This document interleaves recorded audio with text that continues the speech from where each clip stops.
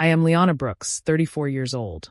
I am Liana Brooks, and I was 34 years old the night my father looked at me across a hospital parking lot and asked a question that quietly cracked something open inside me. Why didn't you drive yourself? It wasn't accusatory. It wasn't sharp. It was said with confusion and concern, the way a parent asks a question when the answer doesn't match the child they think they know. I opened my mouth to respond, already reaching for something safe and simple to say. And that was the exact moment I realized how deeply wrong my life had become. Because the truth wasn't small. It wasn't temporary. And it wasn't harmless. My husband's mother had taken my car. Not borrowed it. Not misplaced it. Taken it. And somehow, without chains, threats, or raised voices, she had managed to convince everyone, including me, that it was reasonable. Before we go any further, please like, comment, and subscribe, and tell me where you're watching from. Stories like this reach people who feel trapped inside situations they can't fully explain yet.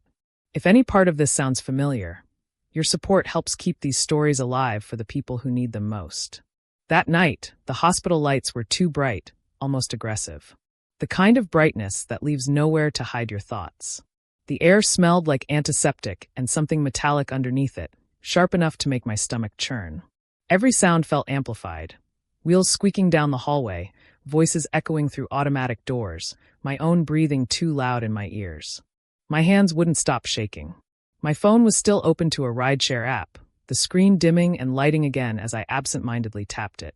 I had refreshed it too many times, watched prices jump higher, watched wait times stretch longer, watched myself hesitate instead of act. My father, Calvin Brooks, had collapsed at home earlier that evening. An ambulance had rushed him to Westbridge Medical Center, and I should have been there sooner. I should have driven myself. I should have shown up the way I always had. Because I was that daughter. The one who handled things. The one who arrived early. The one who didn't wait around for help. I built my adult life on being reliable. Independent. Capable. My father knew that about me better than anyone. He had raised me that way. So when he asked why I hadn't driven, it wasn't judgment. It was disbelief. And standing there, with my father lying in a hospital bed behind those glass doors, panic flooded my chest. The car wasn't available, I said. The words felt hollow the second they left my mouth. Because the truth was worse. I didn't have my car. I hadn't had it for days. I told myself it was temporary. I told myself it was easier not to argue. I told myself that choosing peace over confrontation was maturity. But in that parking lot, something shifted. I had arrived at the hospital in a stranger's car because I wasn't allowed to use my own. My father was lying inside, and I couldn't explain myself without feeling exposed, embarrassed, smaller than I had ever felt as an adult. This wasn't care. This wasn't concern. This was control. My husband's name is Nathan Hale. We had been married a few years by then. On the surface, he was everything people admired, calm, soft-spoken, considerate. The kind of man who listened quietly while others talked, who rarely raised his voice, who always seemed reasonable. People trusted him easily. And his mother, Maribel Hale, had always been present. Too present. She called it being involved. She said she worried. She said she only wanted what was best for us. For me. A few days before my father collapsed, Maribel had been sitting across from me at her kitchen table, one hand wrapped around a porcelain teacup, steam curling lazily between us. She looked at me with that calm, knowing smile she always wore when she was about to say something that couldn't be argued with. "I'm going to hold on to your car keys for a little while," she said. Her tone was casual, almost gentle, like she was offering to water my plants while I was away. I laughed at first. I genuinely thought she was joking. She didn't laugh back. The silence that followed felt heavier than any argument could have. "What do you mean?" I asked. She sighed, slow and deliberate, the way someone sighs when they think you're being difficult on purpose. "Liana, you've been very emotional lately," she said. "You're overwhelmed. You're not thinking clearly. Driving isn't safe for you right now." The words settled over me like weight. Emotional. Not thinking clearly. Before I could respond, Nathan walked into the kitchen.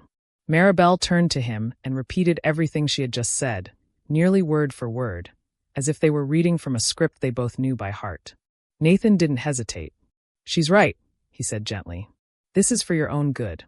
I remember standing there with my hands clasped together, so tightly my fingers hurt. I asked him why he hadn't talked to me first. He frowned, not in anger but in concern. The The kind of look you give a child who doesn't understand something obvious. "Why are you making this a big deal?" he asked. "No one's taking anything from you. Mom's just helping. She knows what's best for you." That sentence landed harder than anything else. Not we. Not you. Her. I tried to explain that I needed my car. That I had interviews. Appointments. A schedule. A life that required movement. Maribel stepped closer and placed a light hand on my arm. Her touch was soft, but it made me freeze. "You don't need to worry about those things right now," she said calmly. "Focus on calming down. We'll take care of everything. We." Every time I pushed back, their voices softened. Like lowering the volume would somehow make their words kinder. Like concern could erase the reality of what they were doing. By the end of the conversation, I was apologizing. Later that night, lying awake beside Nathan, I replayed the scene again and again. I wondered if I really was overreacting. If maybe stress had gotten the better of me. If maybe they were right. That was the moment I accepted something dangerous. Maribel wasn't just my husband's mother. She was the one making decisions. And everyone, including me, was expected to fall in line. It didn't happen all at once. That's the part that still scares me.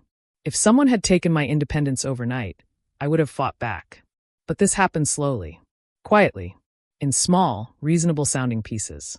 Before I married Nathan, I managed my own finances. I planned my own days. I trusted my instincts. I had opinions I didn't soften to keep the peace. After the wedding, Maribel started showing up more. At first, it felt harmless. She offered budgeting advice, said couples often struggled early on. Then she suggested helping us organize schedules so Nathan wouldn't feel stressed. Soon, she was asking to see bank statements. Nathan agreed before I could even respond. "She's good with this stuff," he said. "You're being defensive." When I questioned it, he told me I was overthinking. "This is drama, Liana." That word stayed with me.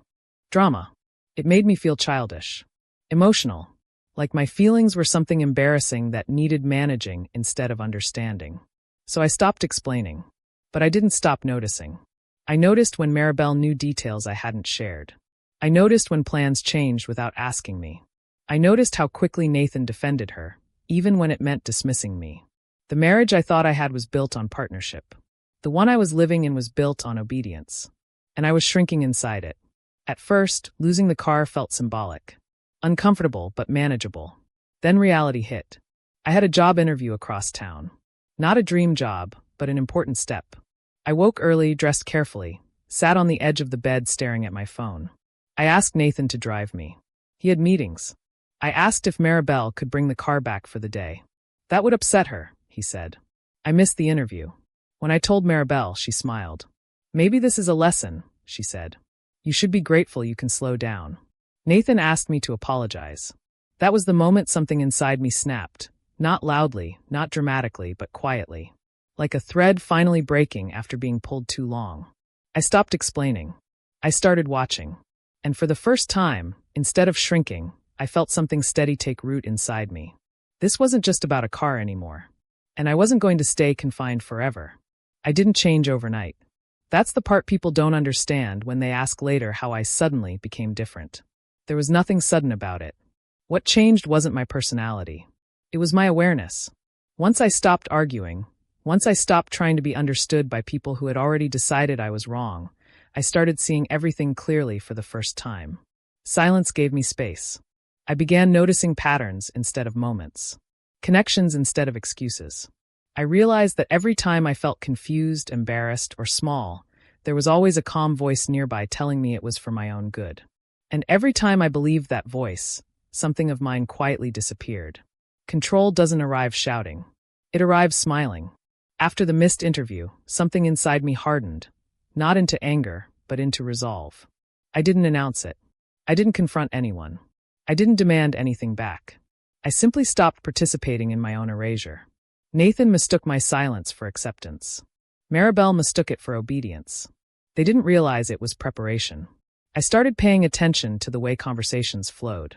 Who spoke first? Who ended them? Who made decisions and who justified them? I noticed how Maribel never raised her voice, never appeared aggressive, yet somehow always got exactly what she wanted. I noticed how Nathan framed every disagreement as concern and every boundary I attempted as instability. "You've been calmer lately," Maribel said one afternoon, stirring sugar into her tea. See? I told you time would help. I smiled and nodded. Inside, I was cataloging. I noticed that my mail was no longer arriving consistently. Bank notifications that used to come automatically were missing. When I asked Nathan about it casually, he waved it off. We switched to paperless, he said. Less stress for you. Less stress. That phrase had become their favorite. I waited until the house was quiet one evening, Nathan asleep beside me, his breathing steady and unaware. I slipped out of bed and walked to the desk where his laptop sat charging. My hands didn't shake as much as I expected them to. That surprised me. I told myself I was just checking something simple. Just confirming. Just easing my mind. The folder was right there on the desktop. Labeled neatly. Maribel. For a moment, I considered closing the laptop and walking away. I didn't want another reason to feel sick. Another explanation I'd have to force myself to accept. But something deep in my chest tightened, and I knew that if I didn't look now, I might never be able to. I clicked. What I saw didn't make sense at first. Spreadsheets. Statements. Transfers. Account numbers I didn't recognize. My name appeared on some documents, but the signatures didn't feel like mine. The formatting was precise, deliberate. This wasn't accidental. I scrolled slowly. My heartbeat grew louder in my ears. Dates began to line up. Transfers happening days after my paychecks were deposited. Small amounts at first. Quiet amounts. Easy to miss if you weren't looking closely. Then larger ones. Still spaced out. Still disguised as routine. Each transfer passed through Nathan's account. Then disappeared into another account. An account tied to Maribel. I sat there for a long time, unmoving. The room felt smaller, quieter, like the world had narrowed to this one undeniable truth. This wasn't concern. This wasn't help. This was strategy. Suddenly, everything made sense. The constant reminders that money stressed me out. The insistence that I didn't need to worry about finances. The way independence had been framed as dangerous. If I controlled my money, I controlled my choices. And if I controlled my choices, Maribel lost power. So she removed my access. And Nathan let her. I didn't cry. That surprised me too. Instead, something cold and steady settled over me. Betrayal stopped feeling emotional and started feeling calculated. This wasn't a misunderstanding to be talked through. This was a system that had been built carefully, patiently, with me at the center and my consent quietly bypassed. I started copying files. Not everything at once. Not recklessly. I emailed myself statements, screenshots, correspondence. I noted dates. I matched numbers. I learned where documents were stored and which ones had been altered. Then I deleted the sent emails from Nathan's account and closed the laptop gently, like I hadn't touched it at all. That night, lying beside him, I listened to Nathan breathe and wondered how long he'd been lying to me without hesitation.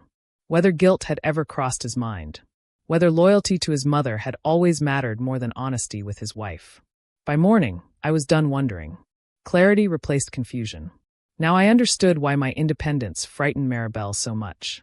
It wasn't because I was unstable. It was because I was dangerous to her control. I didn't confront Nathan immediately.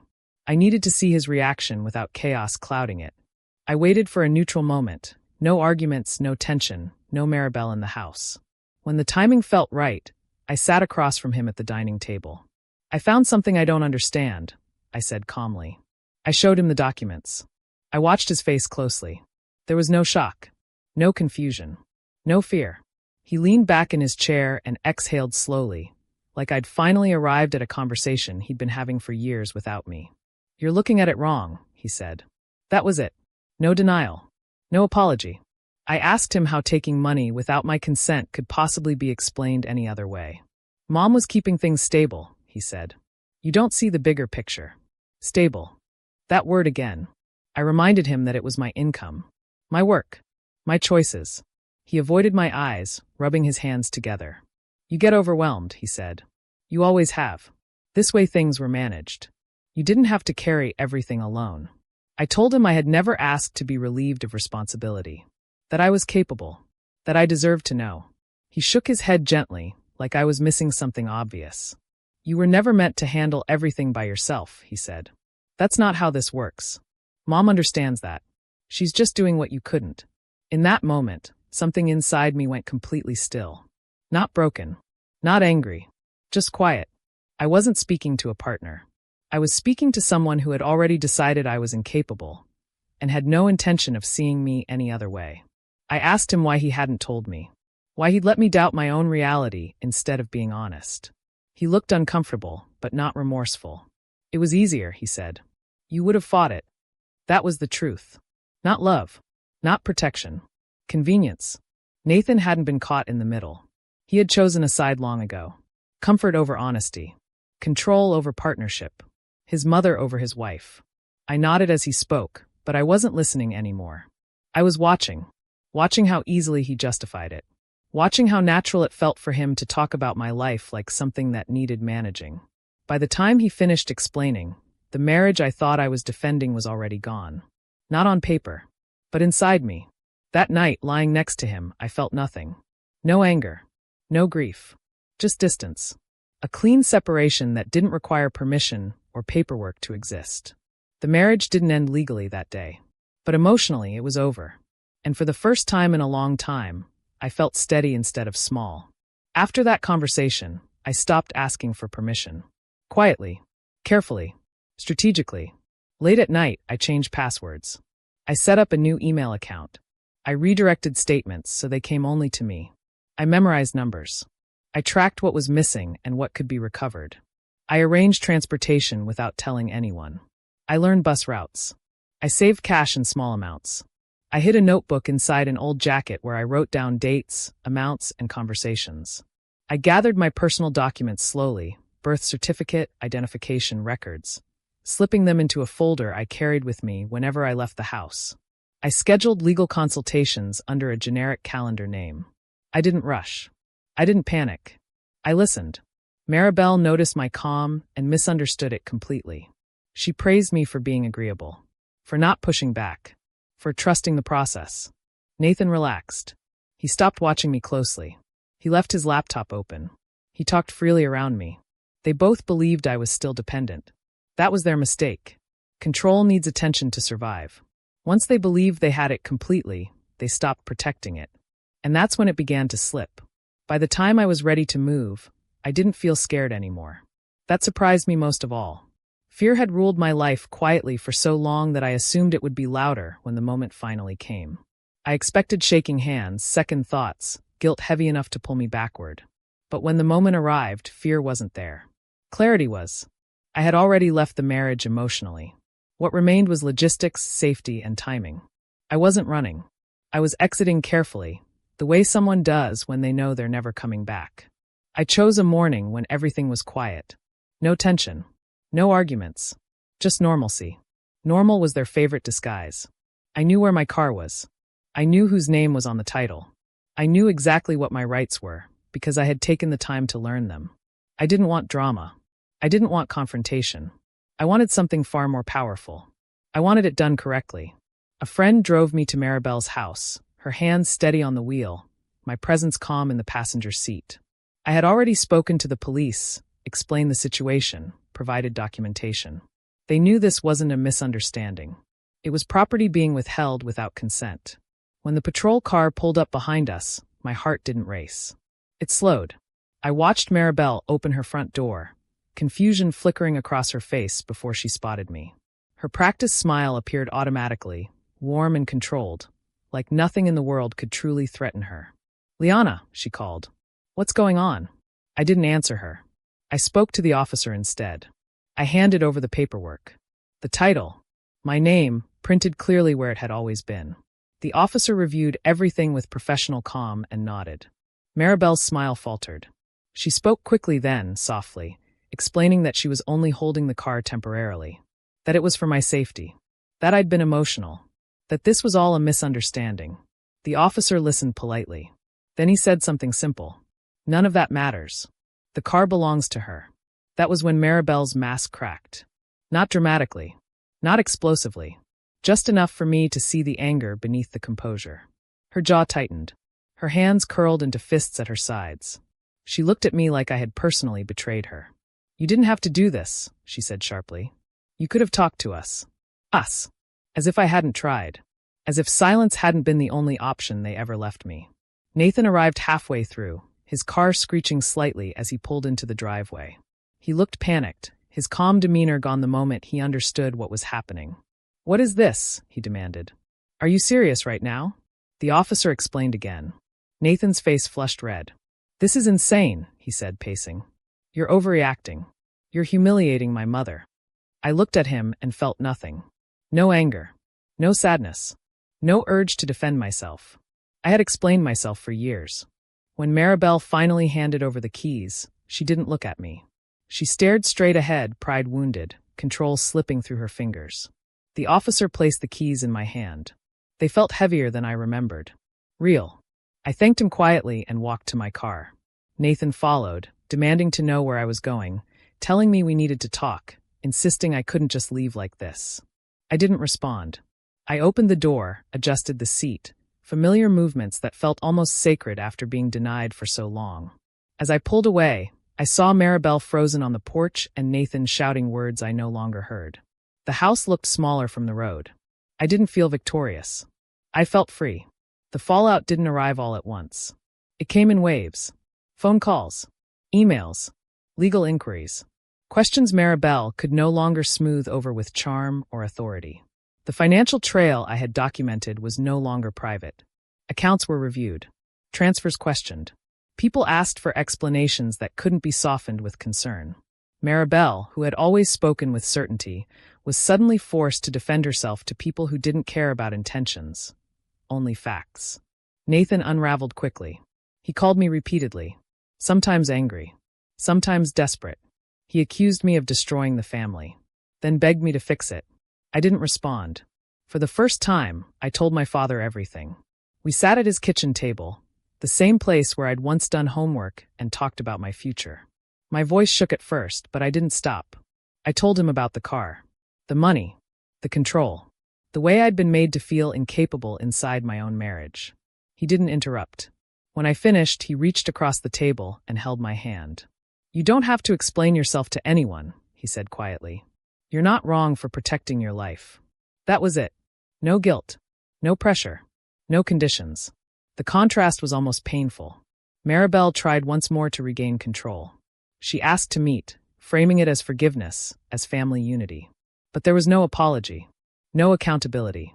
Just an expectation that I would return to my place. I declined. Without my silence, her authority collapsed. Nathan asked if we could try again. He said things were different now. That he understood. That he'd learned his lesson. But his voice held fear, not understanding. Losing control, not losing me, was what terrified him. I said no. Walking away wasn't dramatic. It was final. Months later, I returned to the hospital parking lot with my father. Not because I needed closure, but because I wanted to see it with clear eyes. The place felt smaller. Lighter. We stopped near the spot where he'd asked the question that changed everything. "You never answered me," he said gently. "Why didn't you drive?" I didn't rush. "Because I forgot I was allowed to," I said. He nodded. That was enough. For a long time, I thought revenge had to be loud. Destructive. Public. I thought it meant winning arguments or proving people wrong. But this wasn't revenge. This was remembering who I was before anyone convinced me I needed permission to live my own life. I didn't lose a family. I lost a system that depended on my silence. I didn't fail a marriage. I survived one that required me to disappear. And choosing myself wasn't cruel. It was necessary. If you believe Liana made the right choice by stepping away and reclaiming her life, please like, comment, and subscribe, and tell us where you're watching from. Your voice matters here, and stories like this exist because people like you choose to listen, share, and stand with those finding their way back to themselves.